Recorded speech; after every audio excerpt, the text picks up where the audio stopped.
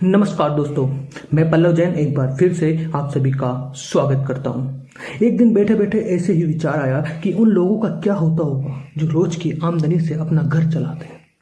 उनके घर परिवार कहीं भूखे तो नहीं सोते होंगे। तो बस वहीं से ये कुछ आपके सामने लेकर आया हूं। अगर पसंद आए तो शेयर जरूर करें। आज कविता नहीं, एक कहानी है और जिसका मकसद आपको वीडियो के अंत में जरूर मिलेगा।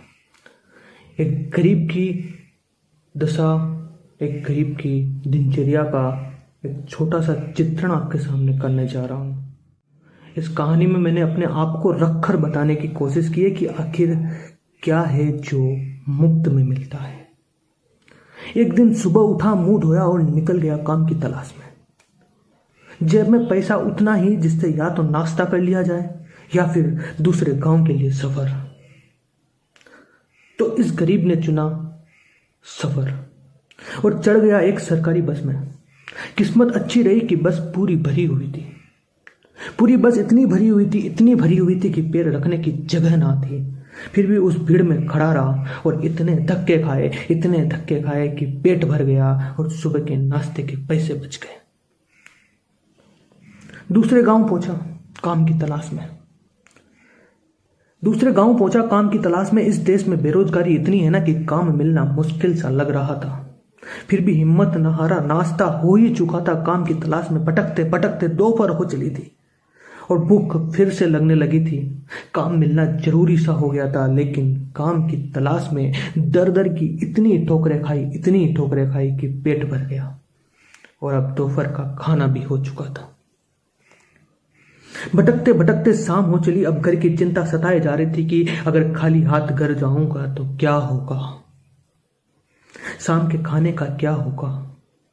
परंतु वो जो ऊपर वाला है ना, वो अपने बच्चे को कभी भूखा नहीं सोने देता।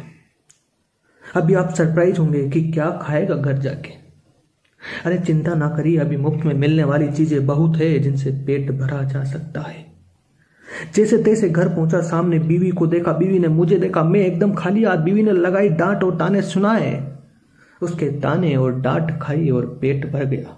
यह भी मुफ्त है। और जब ये सब खाने के बाद मैं चला गया सोने। अभी आपको लग रहा होगा कि दिन पूरा हो गया है, अब क्या बचा, अब तो पेट भर ही चुका होगा। लेकिन अभी कहां साहेब, अभी तो मुफ्त में मिलने वाली चीजें अभी और भी बाकी है। मन एकदम बेचैन सा और दिमाग में पूरे दिन की कहानी चल रही थी। शायद ऐसे में कहां नींद आती है। चारपाई पर पड़े पड़े आधी रात बीत चुकी थी और इस गरीब को फिर से भूख लगने लगी थी। मैं उठा उम्मीद लेकर, कुछ डिब्बे तलाशे, पर हमेशा की तरह फिर से खाली डिब्बे, कुछ न मिला खाने को। मैं निकला बाहर, जाकर बैठा छत पर, कुछ हवा खाई। मैं निकला बाहर, जाकर बैठा छत पर और कुछ हवा खाई और पेट भर गया और आके मैं सो गया। अब ये गरीब ऊपर वाले का शुक्रिया कर रहा था कि आज भी ये सब मुफ्त में मिलता है, वरना उसके बच्चे को आज फिर से भूखा ही सोना पड़ता। अब आते हैं अपने मेन मुद्दे पर कि आखिर इसके पीछे मकसद क्या है मेरा कहने का। देखा जाए तो हमारे देश में सरकार द्वारा बनाए गए योजनाओं की कमी नहीं है जो गरीबों के लिए काम करती है, परंतु उनका क्रियान्वयन देखा जाए, उनसे मिलने वाला लाभ देखा जाए तो वो उचित इंसान को नहीं मिल पाता है। कहीं भ्रष्टाचार तो कहीं मिली भगत की राजनीति की वजह से आज भी देश के कई परिवार भूखे सोते हैं।